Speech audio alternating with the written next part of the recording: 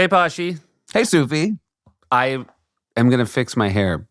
But I'm on hiatus. I've been growing my hair. It's a little long. And I feel like, doesn't this don't you feel like a little like new wavy British singer look right now? Yeah, I would say it's a little like Crispin Glover. It's a little River's Edge. I thought it was maybe a guy who would sing like this. Like that kind of thing. A little bit, yeah. The Smiths. Yeah, Smiths. Maybe more Cure. World. Maybe a little bit. But although he was up top. Anyway, hold on, I'm going to fix. We saw each other recently because you were in LA. I was. And you did Jimmy Kimmel Live, and I did a little pop on there. And we took a picture, and it just reminded me, and people call me out for this as well, but when you take pictures with people, you hum to yourself. I do? Yeah. Always? I think so. I know that makeup people, like makeup artists, I don't know what the proper term is. Makeup artists? Mm-hmm. Yeah. And wardrobe people have often said to me that, like, if they're getting me ready for something, they're like, oh, you're just like your brother. You hum. And when I had my sort of arm around you and someone was taking our picture, you really are like, Now, I didn't know I did for picture. I mean, I hum all the time, and it is not celebrated in the old home. Yeah. I am often told to stop humming. There's a hard, fast rule, which is no one's allowed to have a song in their heart. In your home? Yeah, that's sort of the bounce I'm taking. But I definitely am a hummer. But it's interesting that I do it during a photo. I wouldn't be surprised. That does sound like one of the crazy things I would do while I walk around through life thinking I'm just totally normal. I'm like, Yeah. I've got a new photo hiccup thing that I don't quite understand. But when we were in Brooklyn doing that podcast festival. Yeah, and if you want to see what the hat from that podcast festival looks like. It's coming up. But we took a picture, you, me, and Sam, our producer. Yeah. And I was on the end. And because I was on the end, I had my arm out as if there was another person there. Oh, extending outside the three of us. Yeah. And that we were like, we have to take another one. And then recently I was in another like group picture and I did the same thing. And I don't know if I just like think there's like a ghost there. I just don't know what to do with that outside arm. But I feel like that's something a referee would ask a boxer, and if they did it, they wouldn't be able to keep fighting. I know there's no one there, right? Yeah. Put your arm around who you think's in the picture. I have a thing in I always like just cock my head towards where the center of the group is in photos. So I'm always, and I just got to remember, like, just keep your head up. Yeah. It's like that weird, it's like that awful like cheerleader crouch thing that people still do in photos. And you're like, you don't have to do it. Yeah. So I want to go loop back to, I was basically in LA for 24 hours. I'd never done Kimmel before. Mm-hmm. I don't want to go crazy adding to the legend of how he's the nicest guy, but he really is the nicest guy. Crazy nice guy. Crazy nice guy. I was coming on. They were going to do one of your Gavin Newsoms. They then didn't have time for it. But because they're such a solid group of people over there, they thought, well, we'll just have Josh there for a second. He can be Gavin Newsom and we'll tease it for the next day. And they put you on rollerblades. Yeah. Without realizing that you could properly rollerblade. And you rollerbladed across the studio. And the pressure's really on in moments like that. Yeah. The pressure was on in particular because it's a very slick looking floor. Yeah. It's a very shiny black floor. And they got the rollerblades in 10 minutes before the bit, or maybe like 20 minutes before the bit. And I wanted to go out and sort of give it a go because on that floor. It took that long because they had to take the time machine back to 97. Yeah. Yeah, right. And the audience was already in the studio, so I couldn't just go out there and like spin around and burn the bit. So they created this like little protected area where I could try it. But they also said, and when you're trying it back here, if you hit those screens, those screens are worth more money than you can imagine. So I was terrified of hitting these screens. So I kind of didn't really get a good go at it. I wish I had security camera footage of you dressed in full Gavin Newsom just doing tiny little practice circles. Yeah. Also, I think they might have a bigger budget at Jimmy Kimmel's show because the screens we have backstage are exactly as much as like the screens in mom and dad's windows. The idea that like, no, those screens, those are the special ones. Yeah. But I will say, like, I got going pretty good on those blades, and I hit the door pretty hard on the way out. And as you leave the studio, there's a small little platform and then 5 stairs. And there were 2 security guys who were right through that door ready to catch me if I went headlong down those steps. And I appreciated that they were there, but I didn't need them. You've been doing some very funny Gavin Newsom things on Kimmel's show, and you had done a few on our show, and they went great. But, you know, when you're actually out in L.A. and that audience knows him as their governor, they're playing as well as they should anywhere. But you have that added bonus of people being more familiar with him. But you're going out and doing remotes, and you're just people fully think they're talking to the governor, correct? It's very weird because I can't sort of whisper to anyone in the middle of it like I'm not really him, because there's other people that are waiting to talk to the governor, and I sort of can't burn myself. Right. And I've had some strange interactions, some slightly uncomfortable interactions. I talked to someone who did 12 years for second-degree murder and thought he could have gotten out of jail a couple of years earlier, but the governor hadn't signed a piece of paper that it was apparently on his desk, and I had to ask Gavin Newsom. And the other thing is that guy, he killed a guy because he was pretending to be someone else. Right. He doesn't like that. Once you heard that, you're like, well, I'm not going to be like, I'm just pretending. Yeah. Or like, you know, a girl, like a girl in 4th grade who's so eagerly standing by to get a picture. And then that girl's mom's like, she loves her U.S. government class. She knows you're her favorite governor, and you take a picture and you just send her off. And send her off to go get her F. To go get her F in social studies. So yeah, but it's a very strange thing to be pretending to be someone and then to interact with people who have a full-on preconceived notion of who you are and have things that they legitimately want to talk to you about. I have, sometimes I will get, because I'm out in the world, Posh, you know me. Yeah. Emma the P. Do you know what that is? Man on the... Of the people. No, M of the P. That's what we call it on the streets. And sometimes people will be like, hey, are you Seth Meyers? And I'll say, yeah. And they're like, oh, all right. So it's different. Like, I think people think they want to confirm I'm Seth Meyers, and then there's zero curiosity or, Yeah.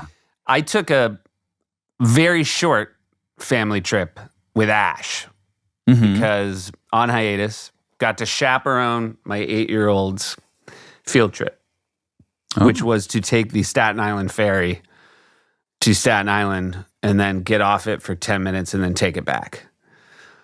All right. But I will say, first of all, I'd never been on the Staten Island ferry, and it was really cool. Yeah. Cool views, as you would expect from a ferry in New York City. And the kids, one of the things they were supposed to do is they were supposed to interview people on the Staten Island ferry and ask them why they were going there, why they were taking the ferry. And it was very cute to watch them with their little clipboards go up to people. Mostly tourists, it turns out, at around 10 a.m. on a Tuesday heading towards Staten Island. Sure. Not a lot of commuters that late in the morning leaving Manhattan to go work in Staten Island. But very cool. The other thing they had to do that felt less necessary was keep a tally of how many people were on the Staten Island ferry. There were 1,000 people on the Staten Island ferry, but all these kids were like going like line, slash, line. And it just felt like that. Yeah, that was less interesting. Ash is classically not a great, like his penmanship is getting better. Yes, crushing reading, I would say not. Yeah, I think that's fair. You're saying it a very sweet way. How are his line slashes? Not uniform. Okay. Not uniform. But you could group them up. If he had 4 of them, you'd say that's 20. Yeah, you could do that. But like some get super small. Definitely, I would say it's more like, it looks less like an Excel spreadsheet and more like a bunch of bacteria in a petri dish, just sort of floating. But it was good. We had a really nice time, and it was cool to be able to. I also had this one's the best. I was going to go to the Bronx Botanical Garden, and that was because this one, I mean, again, it was probably 3 hours all in total. Yeah. This was like a 6-hour one to the old Bronx Botanical Gardens. But you know what? I'm that kind of dad. You know that about me. That what? I'm that kind of dad. I'm Dia the Y. Dad of the year? Yeah. That's how we say it. So I signed up. Ash was so happy because usually I'm working, when it's time to chaperone. And so Bronx Botanical Garden, signed up, got all the points, rained out. They rescheduled it. I'm unavailable. Alexi has to go. Wow. Yeah. Full points. Don't have to go. Rained out. Yeah, you can't have a bunch of kids walking around soaking wet. What, these kids don't have rain jackets? No umbrellas for these kids? I mean, I don't like umbrellas as a I think what's happening right now, and I want to apologize to all the parents who are listening, is that childless Josh here thinks wet kids are just as much fun to be around as dry ones, and it's a massive miscalculation on your part. Also, umbrellas, they're so much fun with umbrellas. I mean, I also did just say I don't like umbrellas, but I think you can get a rain jacket with a hood to all you parents out there who are like, I don't know what to do with my kids in the rain. All right, that's going to endear yourself to them.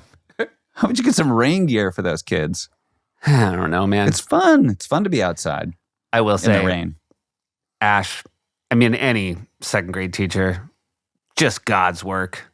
You walk on, and it's, one teacher, 16 kids, and on our way out to the Staten Island ferry, clearly she told all of them the day before, bring extra layers, it's cold on the ferry. And just, where's your coat? I didn't bring one. Oh my goodness. I just heard her very calmly say, oh my goodness, a lot. I liked it a lot.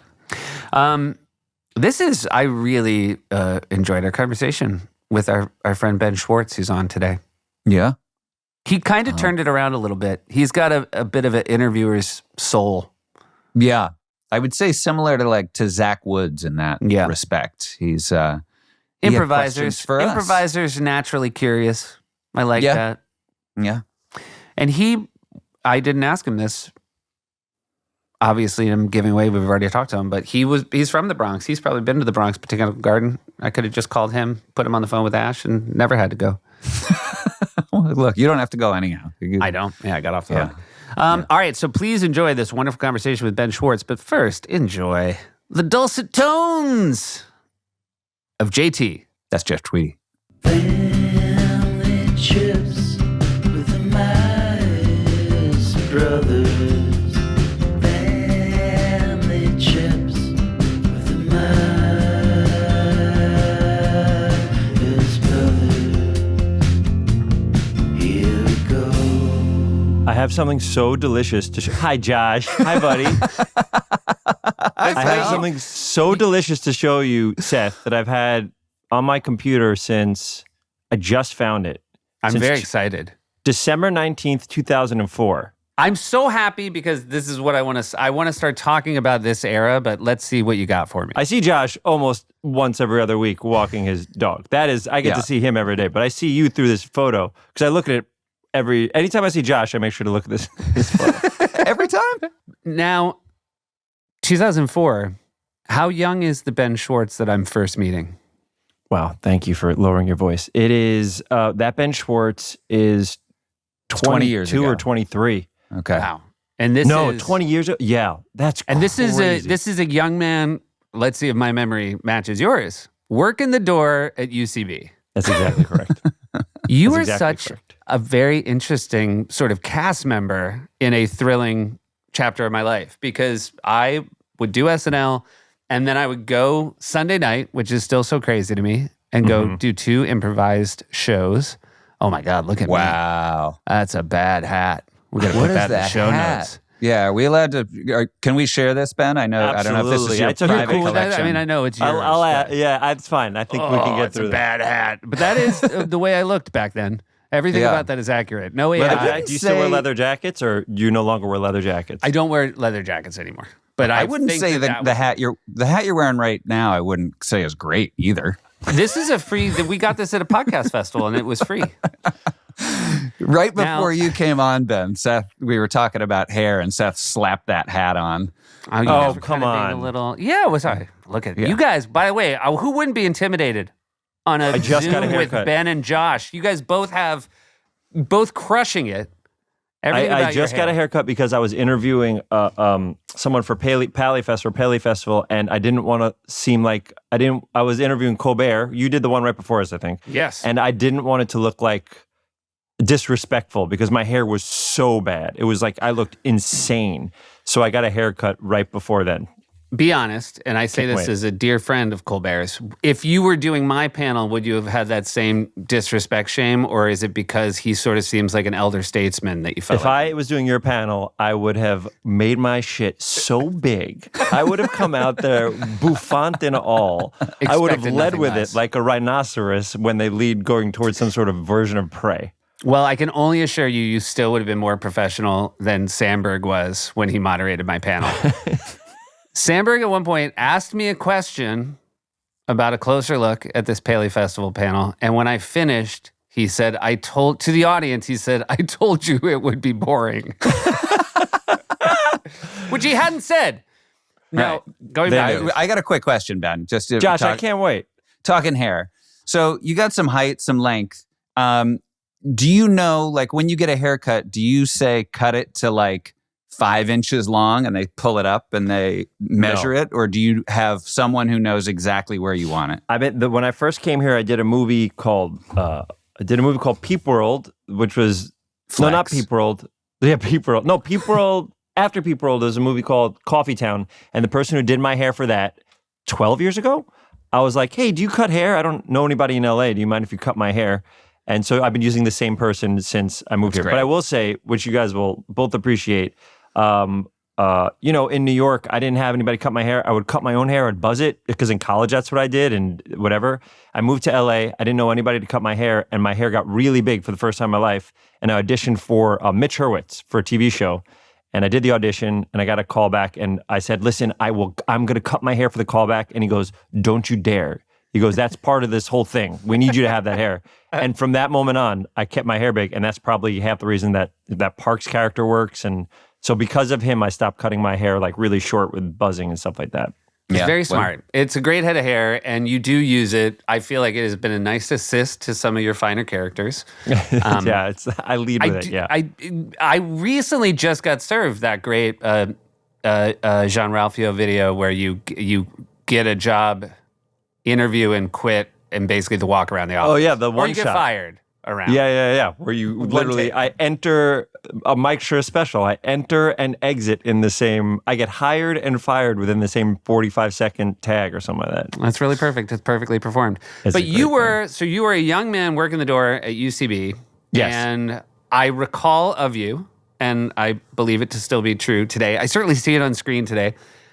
You were such a good, enthusiastic vibe. And I was always sort of dragging ass over to UCB. And you at the door, you were everything an improv theater should have when you walk through the front, which was a energy that I think everybody felt when they came through of like, it's going to be a good time tonight.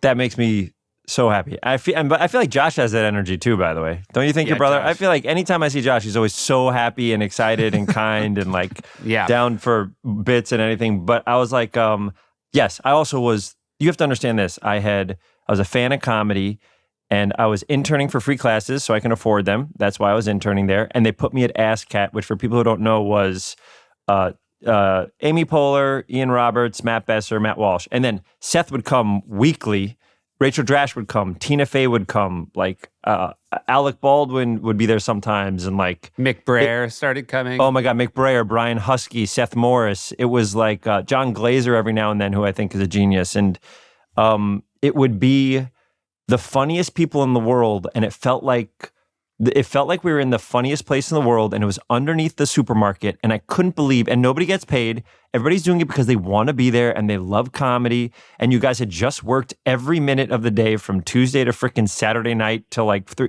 It was the coolest thing in the world for someone coming up in comedy and watching you guys get on stage for free and do that after you've done your thing.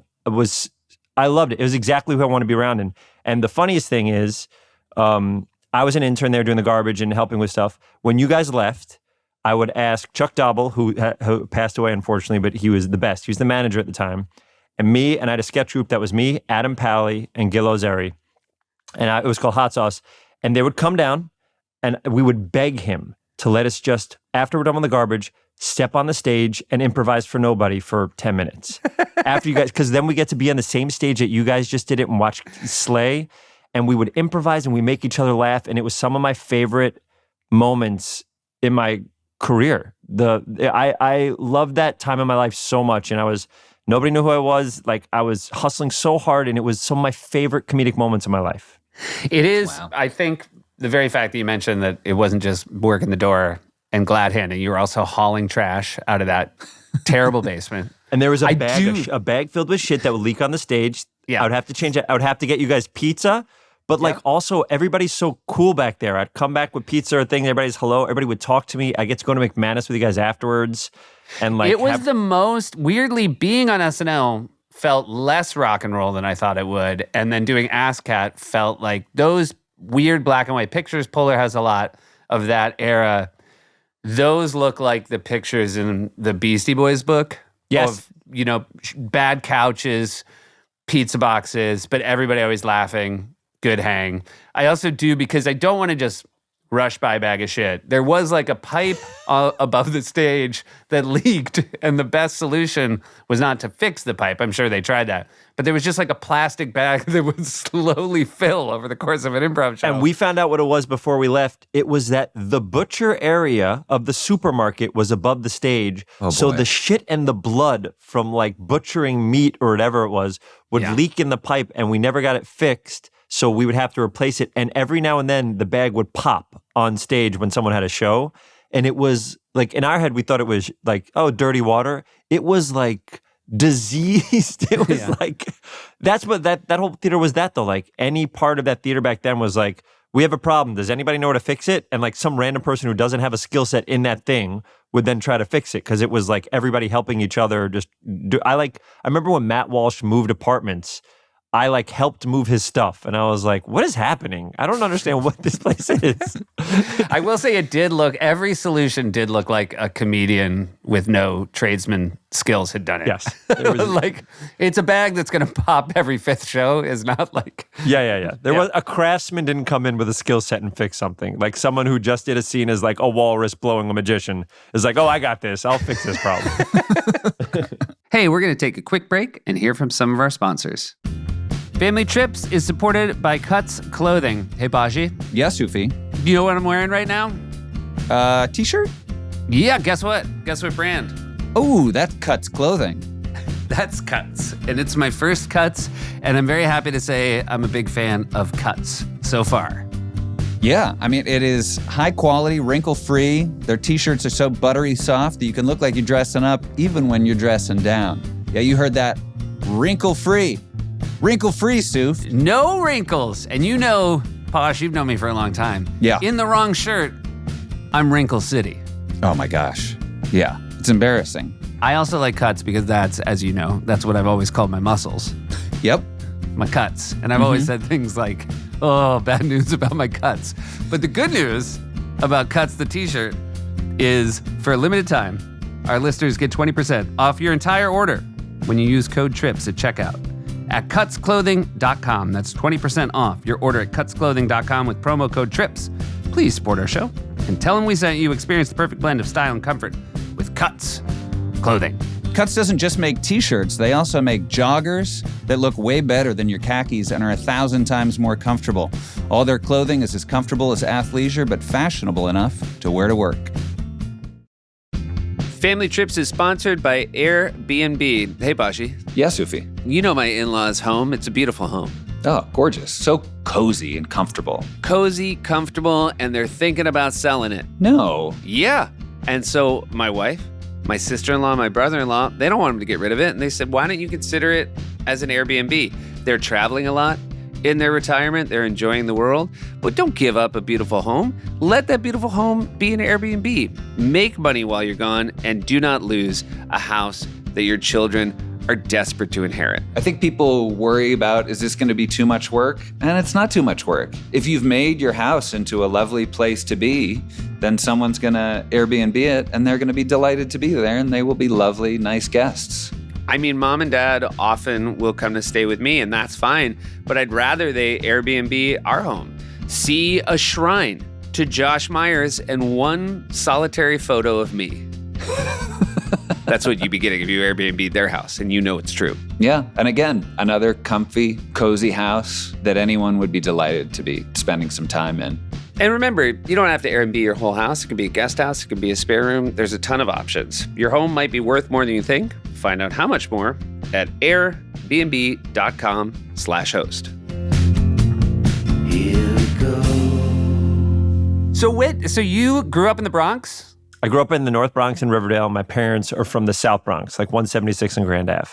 Did they miss the South Bronx when Good question. when you were That was growing what I was up? Were gonna they ask. like, we We got like teased that it wasn't the real Bronx. We're so close to Westchester. We're in Riverdale. It was so close to Westchester. And my dad and my mom like grew up, with no money, and we got to be middle class. So I remember when I moved to Westchester when I was 11 after Riverdale.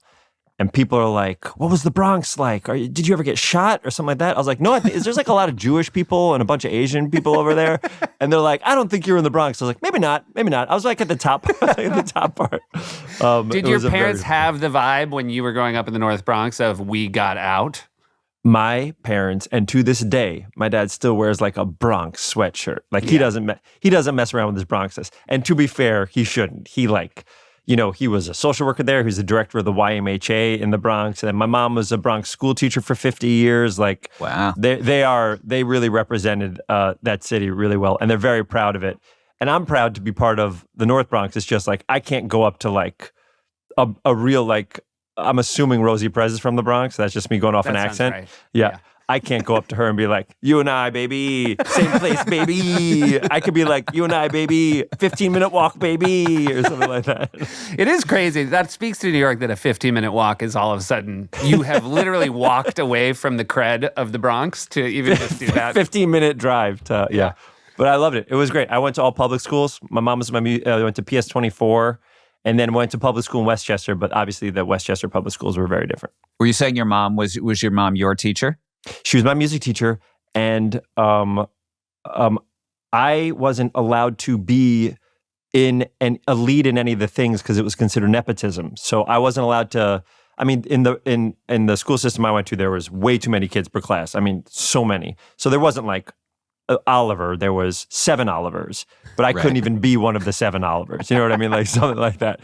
So it was like, so that was that. But it was very interesting, like my mom teaching me. What did your parents do? What did your guys' parents do? Our mom was a teacher, and she was our French teacher. She taught both of us. Is your mom French? No. No. What's your mom's maiden name?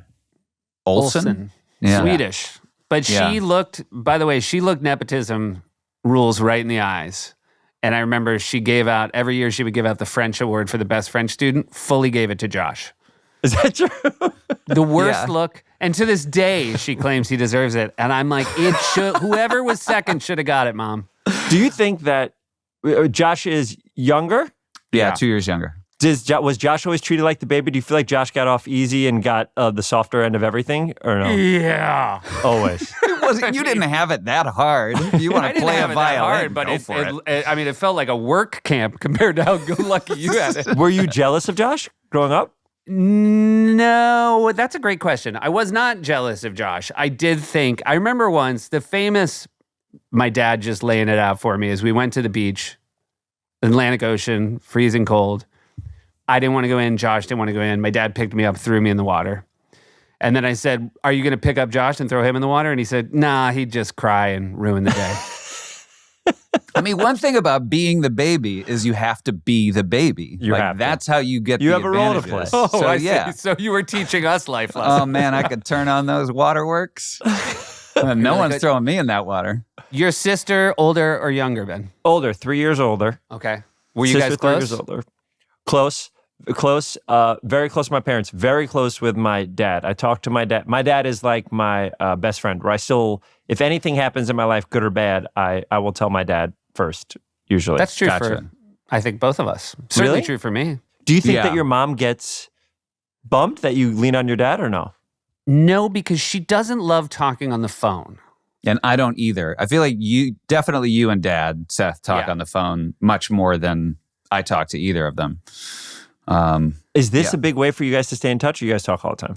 We talk This more is now better. than This we is a lot have better. ever talked. Yeah. I love that. This was the famous one, though, is I told my mom, just because she answered the phone, I told my mom first about SNL because I found out. And I remember I called her and she answered the phone and I said, I got it. You know, she obviously knew I'd auditioned. And my mom's reaction, which I'll never forget, was no fucking way. That's what she said. And then I told her, you can't tell Dad. You have to let me tell Dad. And, you know, he was at work and I wouldn't know when he was getting home and I was going to call him. And because I don't even think it was, you know, it was 01. I bet Dad didn't have a cell phone, right? Probably had to wait Oh, till yeah. he was home. Yeah. Be too old. And so Car phone, he maybe? got home. Maybe? Yeah, Got home he and had a I car remember phone. I called and I told him, I go, I got it. And he goes, oh my God, you want to tell Mom? And I said, I already told her. He goes, I can't believe she kept a secret. That immediately became more shocking to him than I had gotten SNL. Your He's news like, didn't matter I anymore. can't believe it that she kept a secret. So he was very proud of her to this Do you day. remember where you were? I have very deep memories of 2 different roles that I got, and how I found out I got them. Do you remember the exact? And also, I have this thing. I have a piece of this in something I wrote that when I'm in like a moment, like I remember there was like a moment where a breakup was happening with me and somebody, and I was looking at the intricacies of so many things in the room. I noticed a crack on the ceiling that I never noticed was there. Like I don't think I was trying to escape the moment, but it's like, I remember exact like the thing I did when I got my first big show. And I remember where I was when I got Sonic as well, which was for me a very big deal. But it was like, do you remember where you were? Does Lorne Michaels call you? No, Marcy must call you. Not even Marcy. I remember I was subletting in Brentwood, I remember. And I remember, Was it was, Josh going, in it was LA or already no? going real good. No, but so I remembered exactly I don't remember the name of the street, but if I drove down, I'd be like, this is it. This is exactly where I was, where I had to pull over the car. I got a call Rich Prick from Drive. Yeah, it was Rich Prick Drive. You were No, on it was You were on RPD.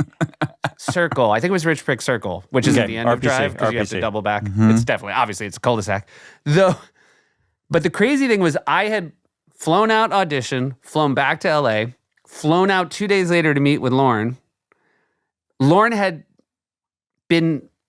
was supposed to tell me I had been hired.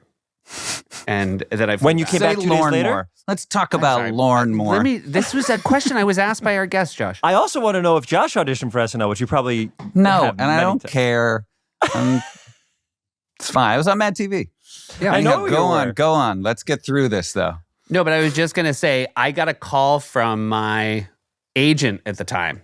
And I had only very briefly had this agent because I had moved out to LA. Were you with her as well? I don't want to say her name. Josh, did you sign with them as well? I don't I'll say it know. and beep it out. No. Okay. So I had recently just signed with this agent. Everything that it had led to the SNL audition had sort of started in Chicago. It was completely independent of this sort of middle tier agency where was very kind to sign a young Chicago improviser. But it happened independent of her. But they called her and she called me and I remember she was crying so hard and happiness. And I did have this moment of like, oh, we're not going to stay together because, she was too proud for someone I just met. Right. That makes You sense. you didn't do anything for this one. Yeah, and I was like, "This is very sweet, but this probably won't last long." Is the Mad TV audition similar where you have to do 3 characters, 3 impressions, or is the Mad TV like you get in a room with Katie Dipple to make her laugh? No, it was the same kind of deal. It was What were your impressions, Josh? McConaughey, Owen Owen Wilson, Wilson. Yeah. and I forget who the third would have been. His third impression was a guy who was hated Lorne Michaels stories. Yeah, despised. What were your impressions, Seth? Mine, Josh, I'm your family. Do you remember my 3 impressions? Definitely Hugh Grant. Yep. Yeah, that makes sense to me. And I don't know. David Arquette, Okay. believe it or not. Oh, wow. And Russell Crowe.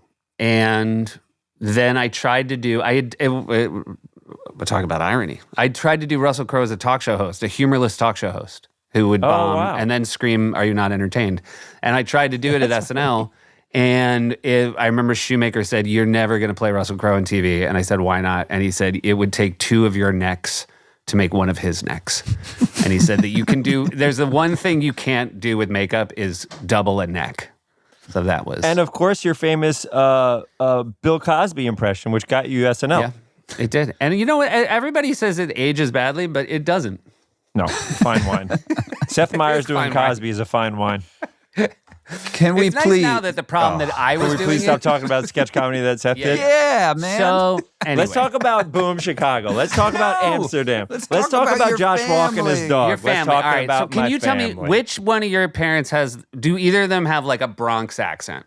Yes, my mom has a very thick Bronx Jewish accent. Will you do what that sounds like for us? Be as cartoonish as you'd like. I could bring up a voicemail probably, unless it's I would like that. We should do more voicemails from parents with accents. Can I don't know what she's saying though. It's 22 seconds. It may be something serious like That's forgetting- cool. You can give us. You have the right to edit afterwards. Okay, wait. Let me listen to one. Okay. You take a Let me minute. listen over here, just in case she goes. "Gugh." And whatever you do, don't talk to those fucking Maya boys. She would drop the S on Myers. She would. Yeah. She would do that. You got this free hat too. I know you were sort of giving me shade, but just remember you got one. Yeah, the socks from that festival I wear, but the hat. Interesting. I don't think I looked at that. Yeah. Oh, this one is very good. Oh, some of these are just. Some of these are absolute A sides. Some of these are B sides. Some of these are absolute. All right, I'll just play a fucking random one. Of course, it's 3:35, and your father wants to know where we're having dinner, but I can't even think about it. And I don't know if we finished our conversation. We were talking about how. All right, I don't even know where that's Everything going. about I'm that. gonna stop. That was a dream. It's 3:35. And your dad wants to know where we're having dinner. I can't even think about I can't even think of it. Perfect. I mean, if understand you had what's happening. asked, again, if you had asked someone to improvise Ben's Yes. mom's voicemail, that would have been perfect writing. What if I told you that was AI and I just put in Jewish mother voicemail? Do me a favor, Jewish mother voicemail. Yes. So my mom is- did you then have, because your parents grew up so nearby where you guys grew up, did you see grandparents a lot? No, I had. So my mom's mom passed away when she was young. My mom's dad passed away when I was 3 or 4. But I do have one memory of him. His name was Murray. He used to do this magic trick where he would take like a coin from my ear, which now sounds very ordinary. But as a kid, you kidding me? My God, And of so course. I have sincere memories of him doing that. Like I could still feel it the way it did. And then Wow. my dad's parents, I didn't really get to have a lot of grandparent stuff. I had like my dad's father for a little bit, and then my dad's mother, but she lived in Florida till I was like, I bet 15, 16. But basically one or two grandparents is kind of what I had. So I didn't get as much of that grandparent thing, but we were so close with our parents that whatever. But I feel like do you guys have like sincere, amazing, like did you go on vacations with your grandparents and your parents? No. Occasionally, our dad's mom would Would like, but she like tagged along. yeah. And it was like, we definitely spent more time with her because of that. But, she'd come and stay at the house. And our mom's mom lived about an hour away. So she would come up occasionally, but we would more likely go down and visit her for a day or a couple nights. Yes, we had our aunts were right near our door. So our aunt, one of our aunts lived in Manhattan, and one of our aunts lived an hour ahead. So we'd always, anytime we have a family thing, or if it's Passover, or if it's a birthday, both aunts will come over, an uncle will come over, and my family. But when we went on vacations, it was the four of us. It was my sister, me, my dad, and my mom. And also yesterday, I literally emailed them and was like, "Hey, I'm doing this. I'm doing the Myers podcast tomorrow, and it's about family, like vacations." I was like, "Can you guys remember specific places we've been? Because I only remember moments, and sometimes don't even remember the city we were in that the moment happened." And they gave me like a list of places that I 100% don't remember ever going to. By the way, we shout out to all of our guests who email family. Who do the work. They do, You gotta do the do a work. little bit Josh, of work. let me tell you, Josh loves it. And you know who loves it the most? Larry Myers, our dad. Larry Myers has to love it, right? When he says, when a guest puts a little bit of legwork into their own memories, he's real impressed. I got a list. And also my parents are like so excited to be a part of, I remember I did a show a couple weeks ago, and I interviewed someone in the audience, and they were talking about dad and like how dads love maps. And my dad was in the audience. My mom and dad were in the audience. And I go, my dad is here and he loves maps. And he like got to like say something. My dad does not like attention. My mom loves attention. My mom is like the goofy, like she loves it. She wants all of it. Like she she needs to take a picture with Hugh Jackman. She needs to. And my dad is like, will not go near him. He doesn't want to bother him. It's like very different. But I got to talk to them and in the audience, and they got to like say something, and got to see like them get like a cheer. It was so cute. It was so cute. That's great. I like that your dad's like, I don't like attention, but if it's about maps, I'm willing to put myself out. My dad gets to show off. My dad gets to show off that he uses maps. Our mother condescendingly refers to our father as Mr. Map. Because usually when Mr. Map's doing something, it's taking too long, and I'm sure we could find it on our own, but Mr. Map wants to look it up. Does Mr. Map feel obsolete now that everybody has maps here and we don't have to learn about anything? No, I think there's almost nothing that could happen with technology for my mom to retire nicknames she's used for the last 40 years about my dad. Yeah. Right. Like Dr. Abacus is still around. Yeah, exactly. Yeah. Would you ever go into Manhattan to see that aunt who lived in Manhattan? And Yes. Was that a big thing? Huge thing, especially because like going to Manhattan was a big thing. Going to so my mom's a music teacher. Going to musicals was a huge thing. I love going to musicals. And then I remember one time we were leaving a musical and someone was being very aggressive with my aunt, like not like hitting on her, like being like weirdly like. We got in a cab and he was like pulling the cab. I remember this as a kid. He was pulling the cab door, being like, "Get out of there!" And two kids were there. Me and my sister were in there, and she took the cab door and went bah, and like got and like hit him with the cab door, and he went back and sat down. And she told the guy, "Go, go, go!" And the guy went, and like I'm like, and she goes, "This is a good lesson." She goes, "A cab door can be a weapon as well." I'll never forget that. But like going to her apartment was so exciting because there was like such hustle and bustle, and like you step outside and all Manhattan. Manhattan felt very scary to me because when I got my license, trying to drive down there when you're first starting to drive is like really scary. And so I usually always I love trains and subways, so I just did that all the time. But it felt scary until I was old enough and, lived down there and stuff like that. It's so interesting because I would have assumed somebody in the Bronx, Manhattan, would lose all its allure, but it sounds like it was exactly as thrilling to you as it was for Josh and I being suburban New Hampshire kids who would go there for shows. Yeah, it was so exciting to get down because also we would only go down if it's special. It's like a special treat, like we're going to go to see a musical, we're going to go see something, we're going to go see the tree, we're going to see like, I remember in Christmas, my mom really liked seeing like the Macy's windows or something like that. Sure. So it's like those type of things were so fun. And then it becomes, but then you get older and I still feel like it's exciting. I feel like do you guys live, no, Seth, do you live in Manhattan or no? Yeah, we live in Manhattan. We live downtown. Did you guys, was it like a lot of laughs? Like when your family would like go check out the Macy's Day windows? Were you entertaining one another? I feel like we made each other laugh. My mom being goofy, my dad being witty. He has a lot of dad jokes, but he was like he was more the cerebral, like like his jokes were type like that. My mom would just be kind of like goofy. You know what I mean? Like, she would say something and like, what? I'm inappropriate sometimes, like that type of thing. I'm like, all right, but mom, come on. And my sister was funny, but I feel like I was kind of the goofy. I feel like when I was in high school, I learned that if I could be funny, I can make friends.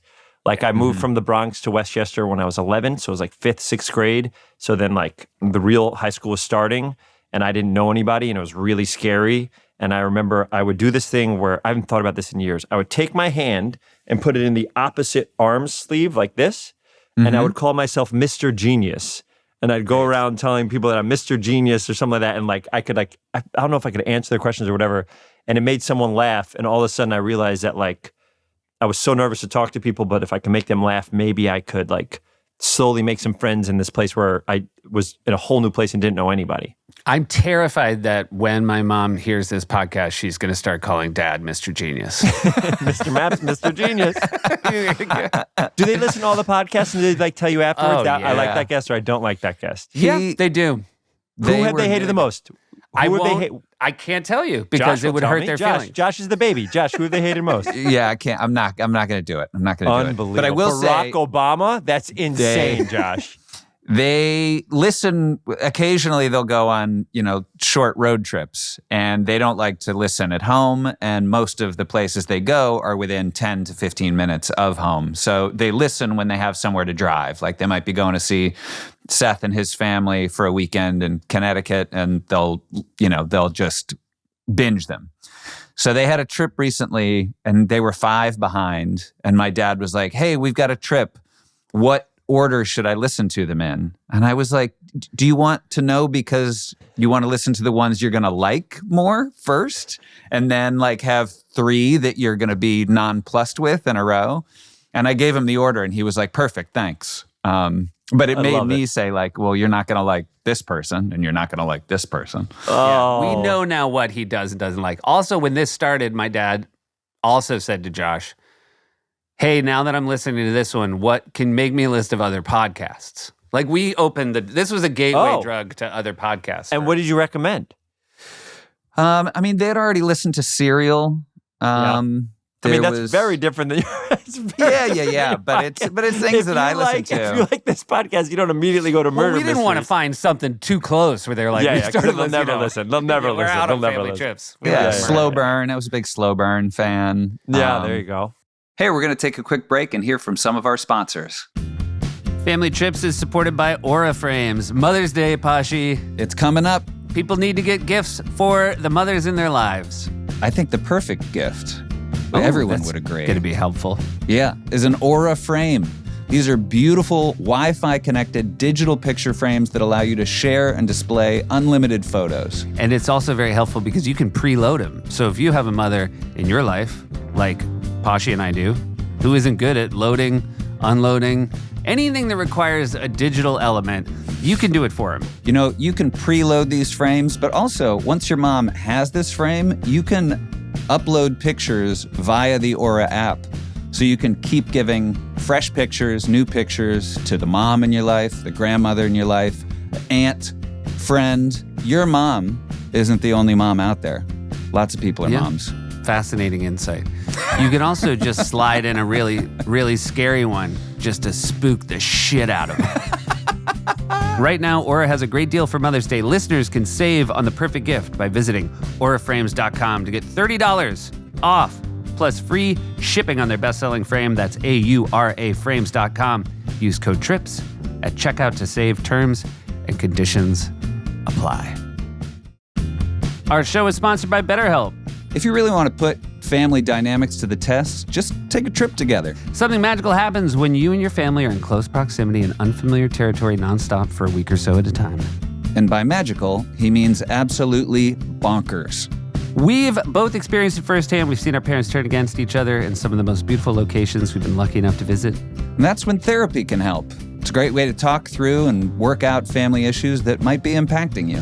And BetterHelp is a great way to experience the benefits of therapy. It's entirely online. Designed to be convenient, flexible, and suited to your schedule, and it's more affordable than in-person therapy.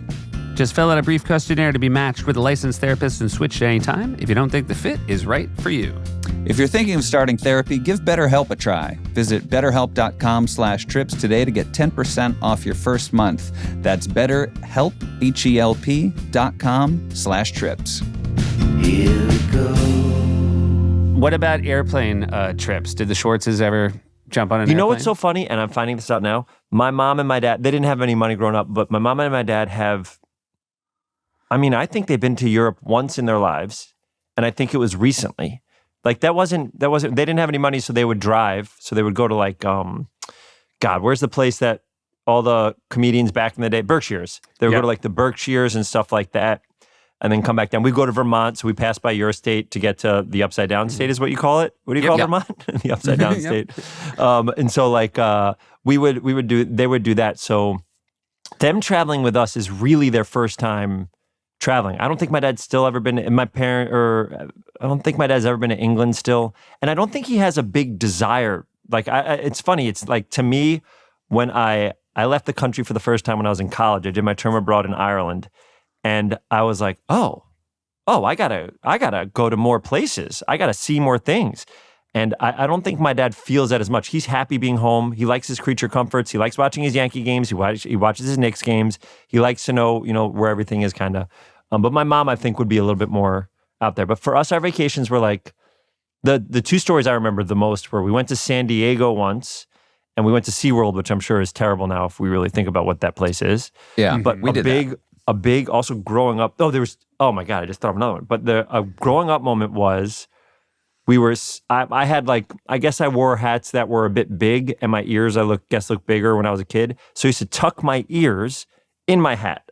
So like, I would put my ears underneath my hat and walk around like that. My dad's like, you look so, what are you doing? And I was like, I don't know, it just feels more comfortable. If I push it down, it hurts my ear. Just take your ears out of your hat. I go, come on, don't. He goes, take your ears out of your hat. I go, okay, fine. Take my ears out of my hat. And no joke, 10 seconds later, a seagull shits on my hat and my ear. On the ear that I literally just let out.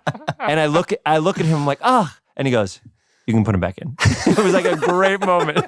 It was a great moment. It was such a wonderful moment. But another, by the way, and I would love to hear a version of this for you. This was one of the first times where one of my parents said, let him do it. Someone said, don't do it, let him do it. We were in a hotel, and that's like where those hotels had like HBO, and Predator was coming on. And I was too young for Predator. And my mom's like, I was like, my dad's like, Predator's on. And I'm sitting on the floor with my back against the queen size bed where my parents, I literally remember this.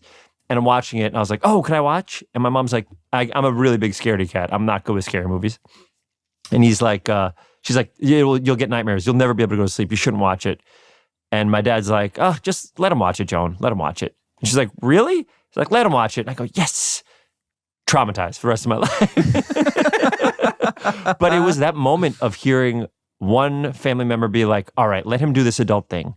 Do you guys have any moments of that where you remember a family member being like, you can do this adult thing for the first time? This is not really an adult thing, but I don't know if we've told the flan story on here, but we were at some restaurant. Flan exclusive. We were in like the Southwest somehow. I don't know if we were like in Santa Fe to see I don't Uncle think that's Billy. true. I think we were in like a restaurant in Boston, the flan story. Okay, What's your so we're dad's in a name? restaurant. Larry. Get Larry on the phone. Pop him on the Yeah. podcast. We'd love to have him on. So So would he. we're at a restaurant. We're looking at the dessert menu, and I say, "What's flan?" And my mom says, "You don't like flan." And was it mom that said, Yeah. Mom Yeah. said you don't like it. "You don't like flan"? And my dad was like, "Let him get it. Let him get the." And no one corrected us to flan through this Yeah. whole story. And my dad's like, "Let him order the flan." And so we order this flan, and we don't like it. And my mom felt so vindicated. She was so delighted that we didn't like it. And then we were both like, "Yeah, we don't like flan." And my mom's like, "See, Larry?" Yeah. It was a real victory for her. But my dad was very upset because I think my dad is way more adventurous than our mom. And so he would love the idea of his kids wanting to try new things. And he didn't like the idea that mom would just decide we shouldn't be adventurous. Oh, Wouldn't you say interesting. that was? I think that was just saying, Yeah. like, let him try the flan. Yeah. I think the bigger issue is then we went the next like 15 years calling it flan. Like a lot of this day. fancy parties. Seems like you haven't we learned were a thing. friends with a lot of Spanish royalty, and just I think they kept us around God. just to laugh. I will Foot in say the the mouth. more, I mean, saying flan doesn't get you in anyone's good graces. It's just, it's true. a douchey name of a I'm dessert. rooting for you. When you say flan, I'm rooting for you to get better. You know what I mean? Good thing that we should stress is it is a shitty dessert and you shouldn't get it. I don't think Here's I the eat worst flan. one for me as Yeah, far as no, like you don't when like it. you learn the wrong thing from a parent. We're a little bit older than you, Ben, and so we were a real catalog family. We had a lot of catalogs showing up at our house. What does that mean? Yeah. Oh, like catalogs coming in? to Yeah, look like at, clothing catalogs. I just not like remember- East Bay. I used to get East Bay to look at basketball sneakers. You're talking about like No, actual. these are like moms and Tommy Hilfiger. We used to get Tommy Hilfiger. My dad wore a lot of Tommy Hilfiger. My mom called it Tommy Hilfinger. Yes. And I, for 100%, thought that's what it was. Till I was 34 years old Oh my God. and about to host a charity event for Tommy Hilfiger. And I wrote my script and showed it to Mike Shoemaker. And he goes, "This is all really great. Why are you spelling it Tommy Hilfiger?" And I was like, "What?" He goes, "There's no N." And I was like, "What?" And I couldn't believe it. It was like, I'd seen it my whole life. Like I'd seen that it wasn't spelled finger. It's not like a silent It's like N. the Berenstain Bears thing. What's the Berenstain Bears thing that like everybody thinks the books Berenstain Bears are called like written something else or I forget what it is. There's like a huge thing about the Berenstain Bears. I know, and now I don't remember it, but it is like that. And then I even went up there and I was now looking at the word spelled correctly, and It looked Tommy terrible. Hill- It looked like it made no sense. it looked like no, and every time I said it, I would like put a question mark on it. Like, we're here to honor Tommy Hilfiger. That's what we're going to go by now. My mom pronounces everything incorrectly. That's why I said Meyer. She literally anything, she just gets it a little bit off. She never gets the correct thing. I mean, there's a count. I can't think of one now, but Yeah. it's literally even when they were just over this week, and it's just what it is, and it's almost like you don't even. There's no point in correcting anymore. That's what it is. You Yeah. just have to learn how to speak her language. It's Yeah. the best. I love it. It's the best. Yeah. It's the best. When I got on that 70s show, my mom would ask me, like, how's that Ashton Kutcher? And it's Yeah. still Kutcher, always Kutcher. It's got to be. Yeah. and it has to be to this day. And it should has be. to be. And it Yeah. should Yeah. be. I think there should. I mean, it's almost like people should have their name and then what your parents can call me. Yeah. I have one more that I was reminded of. We went to. I don't know if this is something you do not agree with, but I really like Disneyland. I don't know Okay, if you guys sure. are like, no, I as mean, an adult you happiest place shouldn't on like. earth. I think Yeah. so, but sometimes people are like, well, you're an adult, you shouldn't love it. I think it's really fun. I go like once a year. Oh, Enjoy it. gotcha. All right. So that's You're a very Colin important Jost. distinction. Yeah. Do you know Colin Jost is it every year? No, does he go once a year? Once a year? Yeah. Well, now that I'm out here, so I've been here, but it's like, and I think this is why when I was a kid, they took us to Disney World in Florida, which was very exciting, very big deal for our family to do that. And I was a scaredy cat and afraid of roller coasters, and we waited for Space Mountain for an hour and 10 minutes, and my sister was really excited to go. My dad could care less. My mom was nervous, and we got there where you could see it. You could see people loading, and I said I couldn't do it. I can't do it. I can't get on this ride. And my sister goes, "What? We just been waiting for like an hour. You can't." And I go, "I can't. I'm so nervous. I can't. I'm so scared. I'm so scared. I can't do it. Am I allowed to step off the line?" And they go, "You're a kid. You can't. One of us has to go with you." So then my dad was probably like, "All right, I'll step off with Ben." I think probably he didn't want to go either, and he's using that. And then my mom is like, "Well, I'm not going by myself with my sister." And I was like, and so then we waited for an hour and whatever, and then the whole family had to step off the line and leave, and my sister didn't get to go on it. And I think because of that, as an adult, then when I got to go on these rides that I was afraid of as a kid, I think there's something there. But I want to ask you a question because I find myself, I'm 42 now, I find myself drawn to a lot of I like my old Nintendo cartridges, like my Nintendo, my NES and stuff like that. I love, I found a way to buy them back. And I was like, the ones that I sold when I was a kid, the exact ones that I sold to someone in high school. And I love it. And I love connecting to shows when I was a kid. And I was wondering if you guys have that and what the reasoning for that is. Is there any collectible or any feeling that you get that connects with your childhood that you keep chasing or collecting? I've got one teed up, ready to go. Yeah. So Can't wait. Now, I was also the this world. collector. I was the collector Same with me. of the two of us. I've genuinely been thinking about buying an old spinner comic book rack for my office and just buying the comics that I feel like the most, like when I look at the covers, it makes me feel Absolutely. the past the most. Yeah, they wouldn't be like the most expensive comics or anything. No, Like, it's just the ones I that know mean the exactly most to which you. one. Yeah, they mean the most to me, and then just like I love like a spinner rack because I can remember the first time I walked into like a supermarket at the time, and like I just like pulled out. I was like, oh, I want this. The first Green Lantern comic I bought is Green Lantern throwing down his ring, and he says, "I quit," and I just remember I couldn't believe. As a kid, I can't believe my first day and he's quitting. I just got here. I just showed up. My man, what's going on?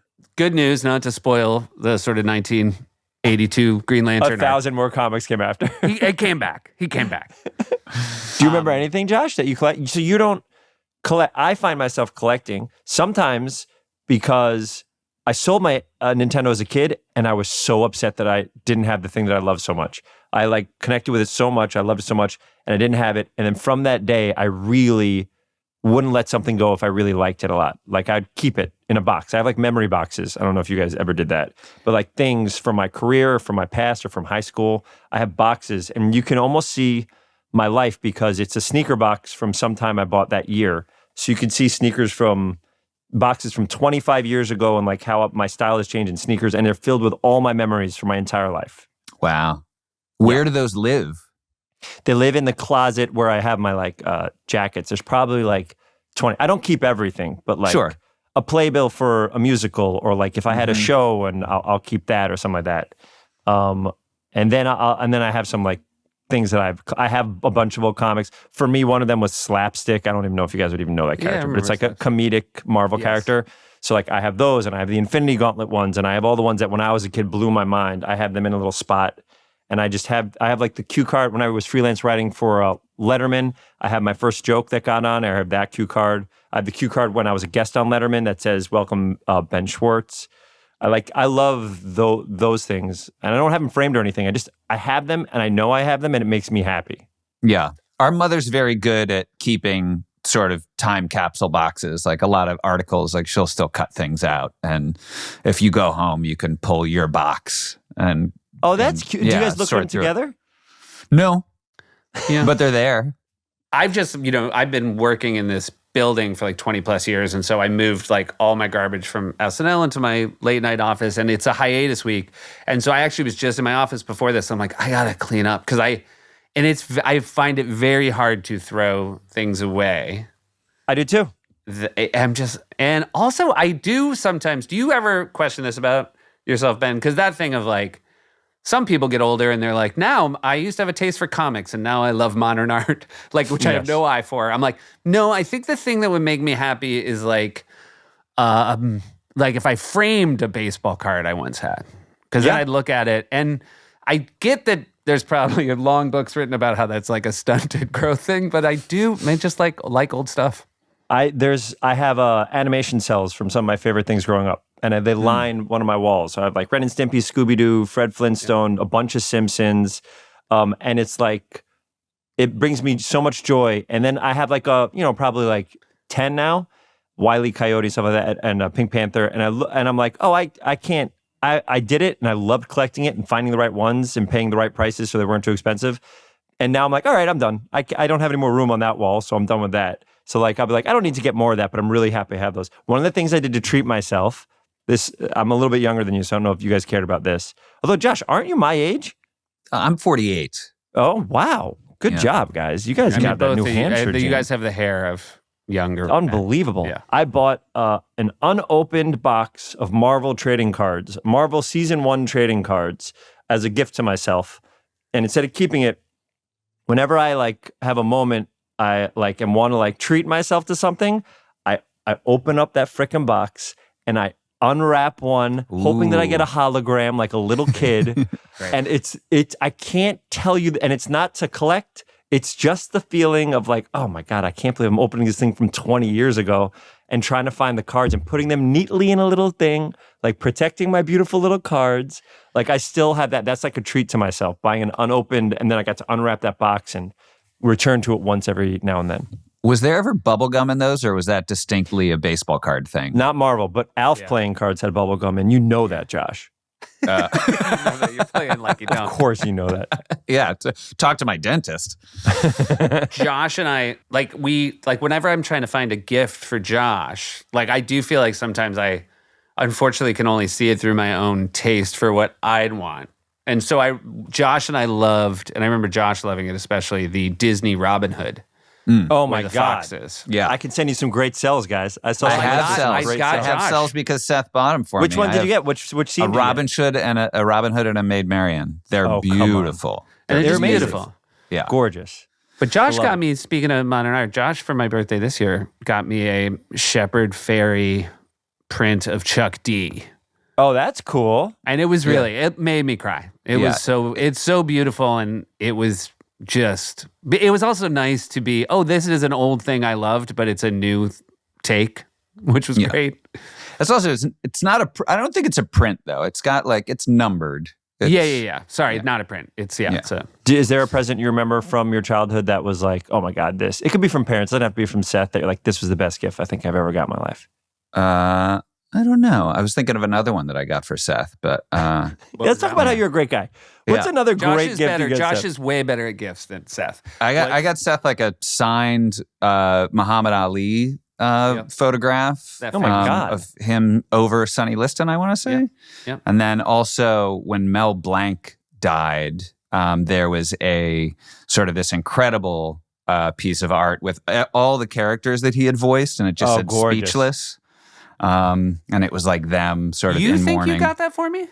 I do. I don't think you got me the Mel Blanc. Okay. Yeah. All right. I'm trying to think of what else you got from me then, Seth. It sounds like almost maybe garbage. I got that. Maybe I got that for you. Is that possible? And then I just hung it on my wall. Do you think that I was really thoughtful and got that for you? Probably. Yeah, Probably. no. I remember. I'm bad at gifts.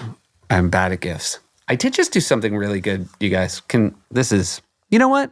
I'm giving myself allowance to go a little afield. There's another Flan exclusive. I think I did a really good gift for my wife's birthday this year. What did you do? Oh, yeah? You know, Has it Josh, happened? you participated. Oh, It yeah, I has do. happened.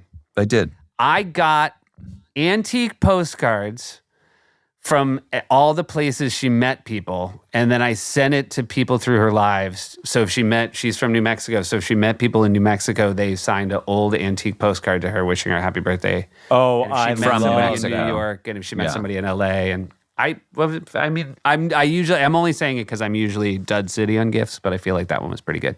One of the best gifts I gave was during COVID, and we couldn't see our families, and I was with my lady, and she was cooking a lot of meals for us, and it was great. And then because she's a great cook, and then I saw that she couldn't she couldn't see her family. I couldn't see my family, and I messaged all of our family members, and I got recipes from all of them, and I made her a cookbook of everybody's family recipe and printed it out like a real book. And I almost think that, 'cause I think I was doing Space Force at the time. I think Carell had put the idea in my head. And then so I made this full cookbook with all pictures of our families and all of our lives and stuff like that. And each recipe has this is grandma's this is mom's this is whatever. And I gave that to her. That was one of those crying this way, the crying this way type. That is so great. I can also tell you, that gift walks a fine line because it's a little bit like you gave her a thing. It was like, please make me. Please make me these. Yeah. I also gave her a book on how to wash my car. But I got my dad to say something. My mom, of my mom's course. like, it's 3:30. Why aren't you washing the car? Something like that. What about, have you taken any trips with your parents as an adult? They've come to shows. You know what's so funny? I tour this improv show, and me touring the show has gotten them to travel more than they've traveled in their entire life. That's They wow. love coming to these shows. They came to North Carolina. My dad came to Chicago. They've come to LA a couple times. And You're it has about to go to been- London, is that correct? I'm playing the Royal Albert Hall. Amazing. Crazy. Congrats. Wow. That's so great. Insane. Thanks, man. And also, you guys know it's like improv. We're used to playing for 90 people. Improv isn't supposed to do this. So the fact that Ben Schwartz and Friends, the show that I'm doing, is getting to play, like we played Radio City, 6,000 people and sold it out. And it's like, it feels awesome. But Royal Albert Hall is the next really, really big one that I'm really excited about. But Who do you they would bring? Who come. are your friends? Is it sort of a I rotating have a list cast? of like 12 people. Dippled's on there from Mad TV, Great. Josh. Great. But it's like Drew Tarver does a lot. Brandon Scott Jones, Gil Ozeri, Eugene Cordero, Colton yeah, he's Dunn, great. Colton? Mary Holland, Jess McKenna. I'm sure there's one or two. Brandon Scott Jones is doing a couple now.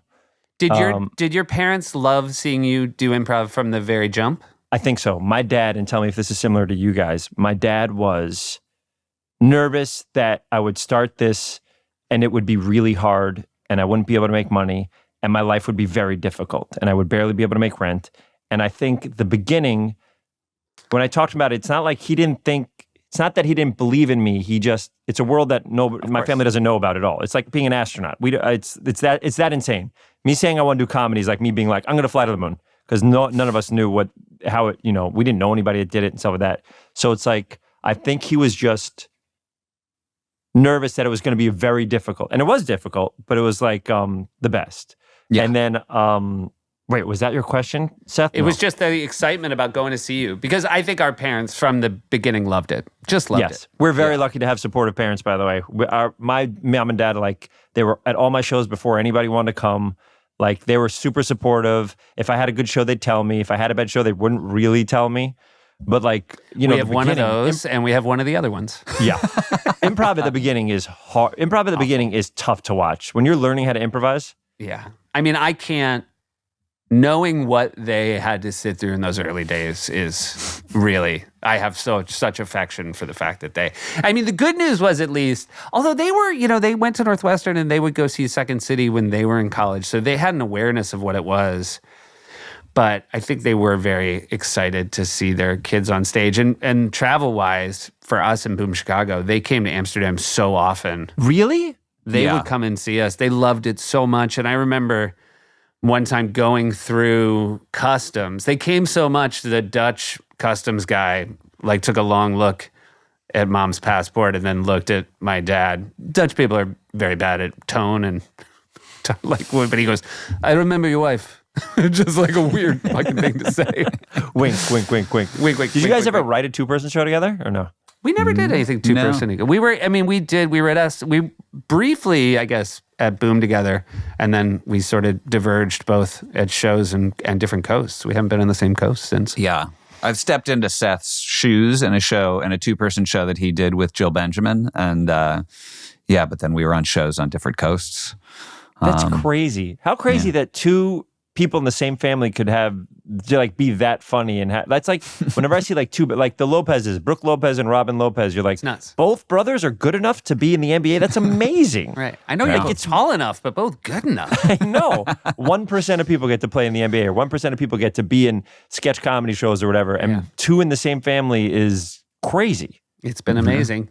Where's your sister now? Is she? She's LA? in New York. She New lives York, in New so York. Do you see each other enough? But once a year, we go on a big family vacation. We go to like Cape Cod usually. Oh, great. Oh, nice. Yeah. Summertime? So we'll go to this year. Same place, same whatever. It's great. Do you guys like rent a house? Both your That's parents exactly go? it. And now I'm old enough to split the house with my dad, or like my dad won't let me nice. totally pay for it, but it's like, now I'll be like, hey, I'll go ahead, I'll pay for it. And I'll be like, I'll split it with you. I'm like, love it. I love it. It's such a cool feeling. I do remember the first time picking up a check is That's a huge one. Paying for a parent's meal is the first time. such a big moment. Second time, the thrill is completely gone. Yeah. They don't even care anymore. I'll tell you this: they're not getting the flan if I'm paying. Absolutely not. You'll You split an ice crazy? cream. Do your parents drink? Do you guys ever have like saucy nights with your parents or no? What do you think? How would you answer that question? I'll let you answer about mom. Okay, I'll ansur it. I think Our mother, she can be in her cups. Yeah. She loves a gin and tonic. She And, loves a gin and tonic. But dad is not, in general, our dad is like one glass of scotch. Doesn't like losing control. And our mom can just put it down and Be fine. I mean, she's really impressive. It's really Wow. fun to see. yeah. But it is. I remember like boozy. Like the first time it was a boozy Thanksgiving. I remember how much fun that was, and just realizing just how hard everybody was laughing. And as it suddenly dawned on us, like, oh yeah, right, we're kind of drinking wine with our parents now. This is really My parents don't drink, and then I've been to houses where parents drink, and I'm like, this is so fun. We're just like fucking hanging. We're just hanging out all of a sudden. Yeah. This is great. I also remember when I got older and I was going through like being so stressed and trying to find work, me talking to my dad and being like, because I know my dad, there's a time where he had to find a new job, and like it was tough, and he had to, him and my mom had me and my sister, and it had to be so tough. And I was like, I never saw that at all. Like it's so crazy that you had your own shit that I had no idea about. And he goes, I thought it was a pretty good lesson. He goes, that's part of being a parent. Like it's not about me. It's about you. I don't want to put my stuff on you. You don't need to see that I'm struggling at there. We want to show you that blah, blah, blah. And I was like, oh, but like as I grew older and had anxiety and had like working for stuff and doing this and trying, oh my God, where am I going to get my next job? Being like, oh, my parents had the same exact thing. They just didn't really like pour it on us as much. It was like I was like, that's so crazy to think that my parents probably went through the same exact emotions that I went through. I just never really saw it like this. Yeah. Yeah. Well, our father worked for this big company when we lived in Michigan, and then he and some of his buddies like started a new company, and it just What did the company do, Josh? The new company, oh man, it was called CFX, Computer FX, and it was like t-shirts, lunch boxes, like makeup accessories, jewelry, but all that was it looked like computer chips. My dad the designs were computer chips. It was the early 80s. He thought the movie Tron was going to usher in a new era of fashion that was computer chipped based. Is that for real? Yeah. That is for real. And I talking love about that. catalogs, It was great. we were in the catalog, and I don't know if we can find a copy of this catalog, but we were like weird little kids wearing this stuff. And so he left a good, probably good paying job at a good, solid company and started this new thing with some buddies, and then it just crashed and burned, and we moved because he got a job in Just New because Hampshire. Dad's listening, I'm going to say it was like misunderstood. I feel like Crashed and Burned is a little bit I think so too. I would ahead love of to see its that time. thing. Maybe I ahead of want its to time. think Sure. so. I could sell now. People love computer chips now. Well, it's yeah. definitely selling out. I will tell you, it's selling out. It is unavailable to purchase, which Okay. is a nice way of saying sold out. Right. Now I want it. I want it. But we definitely we moved the whole family because, then he got another very good job in New Hampshire, and we moved there. But there was clearly turmoil in the sort of financials of the family to a degree. I think we were fine, but we never felt any of that. And it's very nice to be protected from that. I do think also it is good to talk about that stuff with your kids. Like I have plenty of friends now that are like, hey, we can send you to this high school, but it's going to cost us $60,000 a year. Or you can go to this one that's like essentially free. And kids are like, okay, I'll go to the free one. Like, I don't know. I regret the times on the playground I said, do you know who my dad is? He's the guy who started Computer FX. I definitely think that looking back, I wish I'd done that. He's listening. Can I tell was a you? very I'm small a window. huge fan. I'm a huge fan. I can't wait to see this thing. I'm the biggest Larry fan you've ever met in your life. I'll get in line. There's a lot of Larry fans out there in the podcast world. So you took some driving vacations. Where would you go other than like San Diego? We went to That's Cape obviously Cod. far. San Diego's too far. We flew there. We went to Cape Cod. We went to Maine. We went to Maine for driving. And I remember because there's no cell phones, like the way to pass time, we listened to music. We were big into like Stevie Wonder and Sam Cooke, but then also lots of folk. So with James Taylor, we'd call it breakfast music because every time we'd have bagels on like the weekend, we would listen to James Taylor. So we call it bagel music. Simon and Garfunkel, stuff like that. But I remember that I would love looking out the window. This is probably not embarrassing. We'll find out after I say it. I would love looking out the window and to pass time, imagine that there's like a little ninja, like keeping up with our car. Like I'd watch and like jumping on treetops and like swinging and somehow was always keeping up. And if I just missed him, if he just fell back, a big jump would get him right back in. And I could do that for, hours. I would do that. That was for the hours. original side scroller video game. That's exactly correct. that's probably why I did it, because I was so obsessed with Nintendo games. But I'm so curious what the next generation is going to be like, because now I'm addicted to my phone. I haven't looked at that Ninja in years. So it's like he's face pressed against the glass. he's like, I'm still here, man. But I wonder what that is, because we had to use our imaginations so much, and now everything is, we just have to watch now. So I was like, I wonder what kids are going to, like, what that feels like. Were you guys playtime for you guys was like, let's go outside in New Hampshire and go bananas? Or what was little playtime bit. I mean, I was a little bit more of an inside kid than Josh, but we were outside and we had a yard and we're fairly bananas. Yeah, we had our first Nintendo, our dad would take away for the summer, because he's like, it's summer, you're not going to stay inside playing this thing. And he took it away. And then when we set it up, when the school year started again, it didn't work. And I'm convinced he broke it and was like, man, I don't know what to tell you. It's like, it was interesting because he broke it? I don't know. He claims he just put it away and it came back broken, but he didn't get us on the fucking podcast. He would like nothing more. If he just, by the way, cereal, he likes a good mystery too. So you guys want to sell. We should do a serial about the Nintendo. But he did not replace it, to his credit. He was like, yeah, no, you had one, it's busted. Yeah, go back. Had a good run. We did. It's interesting because he was anti video games. Super pro TV. We watched so much TV together as a family. Same. And I think that was the best. It was the best. I would watch Letterman every night at my parents' feet. Like, I'd watch Letterman at their feet watching, like when I was in high school. Every single night before I went to bed, I'd watch that until they started going to sleep. That's late. And I'd go, you stayed up. I stayed up really late. And then it was like Seinfeld and Cheers while I was going to sleep. I had a TV in my room, which was the best. Yeah. But that's it. My high school routine was like at the foot of their bed, almost like a dog. And we did have a dog, watching Letterman with them. Then when they started going to sleep, when it was like first, second commercial break, going to my room, turning on Seinfeld or Cheers, whatever was on at that time, watching it slowly go to sleep. And then that's what I do every night.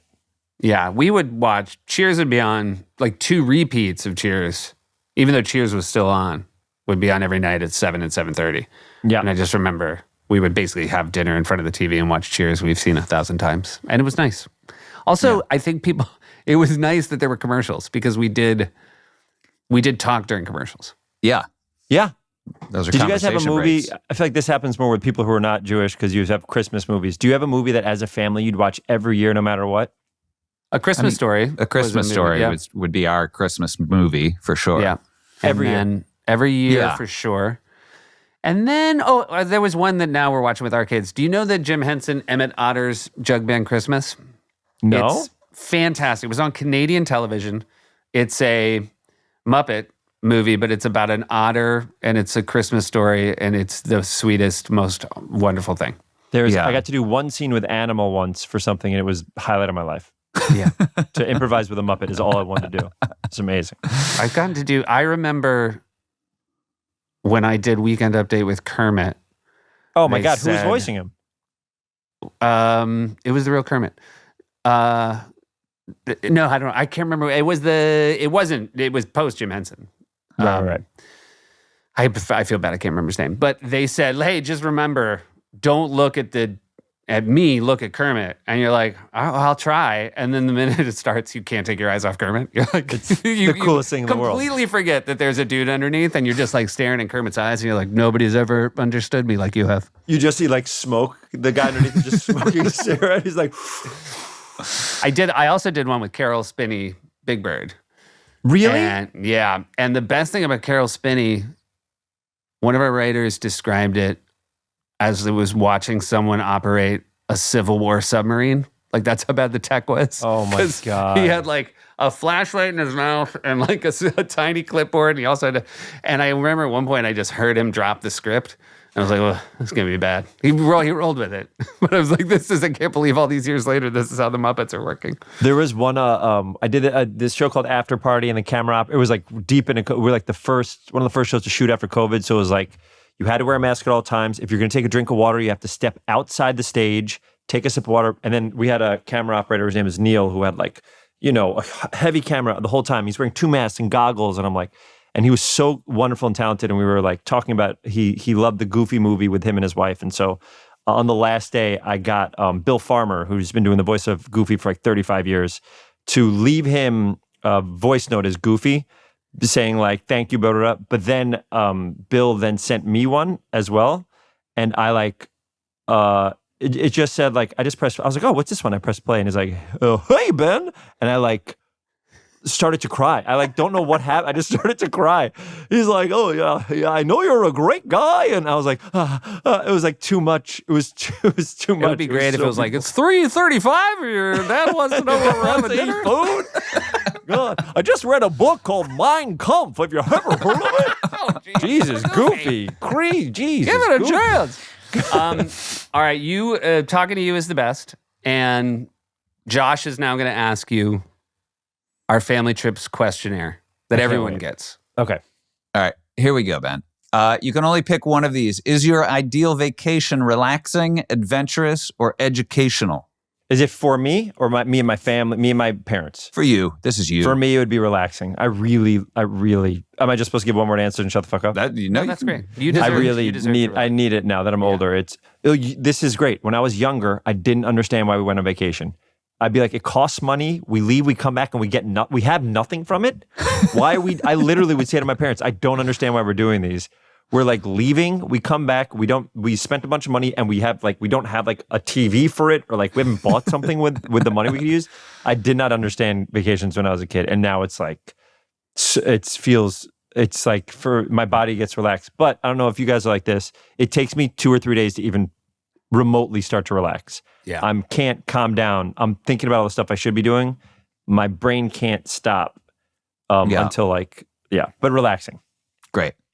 What is your favorite means of transportation? Train, plane, automobile, boat, bike?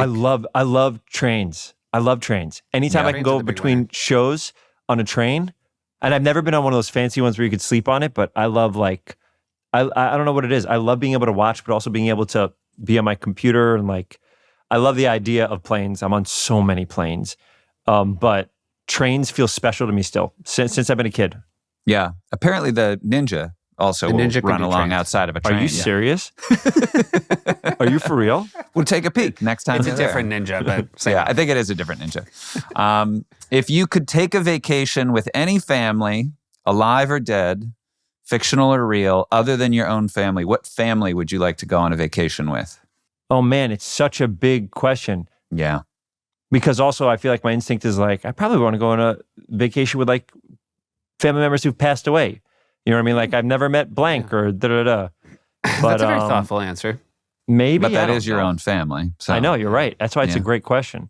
I love Stevie Wonder. I mean, I would love to go. I think a Stevie Wonder vacation would be amazing. I mean, who knows what'll happen on a Stevie vacation? Yeah. It'd be really funny if you picked Stevie Wonder, but you're like, but I get to pick the music. I want to go on a road trip with Stevie And Wonder. He drives, and I pick the music. All right, excellent. If you had to be stranded on a desert island with one member of your family, who would it be? If I wanted to survive, it would be my dad. My dad like rebuilds cars. My dad like is like, like he's like a real dude. He's like a guy. And I'm like, I no joke, he came, this is a real thing. He came this weekend with my mom, and this is who I am, by the way. He came and I'm like, oh, thank God you're here. I don't know how to hang a coat rack on the wall. So he just like hung something on the wall. Like I needed my dad to do it because my whole life my dad's done that stuff. Right. Yeah, so it'd be my dad. Excellent. Is Riverdale, do you consider that your hometown, North Bronx? Hometown, I say Riverdale and then Edgemont, which is the place in Westchester that I lived. All right. Would you recommend Riverdale in the North Bronx as a vacation destination? No, I don't think it's too. And and where I moved to was the suburbs. It wouldn't be a place that you would like. I don't think so. But like, it's funny, I'm sure. But when I've been to New Hampshire, I've been to Vermont. When I go there and I go to a house there, it feels so relaxing and so nice that I wonder if it's just a change of scenery. But suburbs feel so normal. You know what I mean? In Edgemont, it's so normal there. And then Riverdale was lovely, but it's like, you live there. You don't like vacation there. Yeah. Same with our hometown. Yeah. Yeah. No disrespect to these places. No, they're wonderful places. Although, have you guys ever been to Maine? I love Maine. Maine's Yeah, good. we love Maine. Maine's Love good. Maine. Where'd you go in Maine? Where was your spot in Maine? I just went 2 years ago to Camden, Maine for the first time. Oh, yeah. We've got a yeah. friend that lives Buddy right near there in either Rockland or Rockport. I forget. I ate at one of those places. And we ate like lobster rolls along. We drove from Boston all the way up. We had the best. It was just great. Yeah. Great. And then Seth's got our last questions. Have you been to the Grand Canyon? No. Do you want to go? Yes. Oh, interesting. Do you I didn't know not? how it was going to break. I don't. Not even just to see it? Well photographed. Well, I guess, it's not far away from Josh and I. If I really wanted to go, I'd get there, I think. Yeah. I mean, Plenty it of has time. nothing It's to not do going with anywhere. proximity for Seth. He just doesn't. He's not interested. At I all? am. Yeah. Is there a Yeah. place that you guys want to go that you've never been? Tokyo. Ooh, that'd be fun. Yeah. I was bummed. I mean, for a lot of reasons, but I would have gone to the Olympics in Tokyo, except it was it was the COVID Olympics and nobody could go. And that Oh, was a yeah. shame. I was looking forward When to all the different diseases competed for medals, the COVID Olympics. it. COVID did great. COVID cleaned up. I haven't been to Machu Picchu. I'd love to go to Machu Picchu. Oh, wow. I've been. Yeah. Wow. I feel And like what'd you that's think? a And what'd good you think, thing for Seth? me. No, I feel like that's good. There's a real, the knock on me is I haven't been anywhere and I don't want to be anywhere. And I went to Machu Picchu for my honeymoon. Really? Oh, you don't like traveling? No, I love to travel. I just think there's like these, you got to see it where like, I'd much rather go someplace where they're like, you got to eat the food or like, Oh my God. And we can get into this whenever you guys want. I pick my tour cities by which restaurants are there now. perfect. So like I'll go to Chicago because I know I want to hit off some places. I'll go to, I have a list of all the venues I've been to. I have a list of like, okay, this hotel was good or not. And also I have a list of every restaurant I've been to. And I like make sure to like remember which ones are good and which ones are bad. I love going to different cities and trying food. It's like one of my favorite things. You know how badly I've blown it, Ben? Because I've blown it very badly. Because what you're making me. When I go on the road now, because I try to go less. Yeah. To be away from my family less. I try to do 2 shows in a night, and I blow the chance to have dinner in cities. You can do It's it. such a And you drag. can make your shows an hour earlier. And that way you can get the better restaurant reservations. It's just dumb. By the time I'm done, it's like 11 and nobody's. Do you do nobody's up. one city, 2 nights, or you do 2 cities, 2 nights? So you do 4 shows and you're out? I do 4 shows in 2 different cities. Yeah, that's what we do one So- show in 2 different cities. Yeah. Yeah. But I'm jealous. I think like that going out to dinner in a It different would make city, you anyway. so happy. Yeah. But happiness is not my goal. It's the work. Is that what this podcast It's the is? work. Is that what this is? What a delight it's been to chat with you, Ben. I think you guys are the best. It's just fun to talk to human beings. This is fantastic. All right, best buddy. Take care. Good to see you guys. Thank Thanks for you. having me. Adios. Bye. Family trips with the Myers brothers.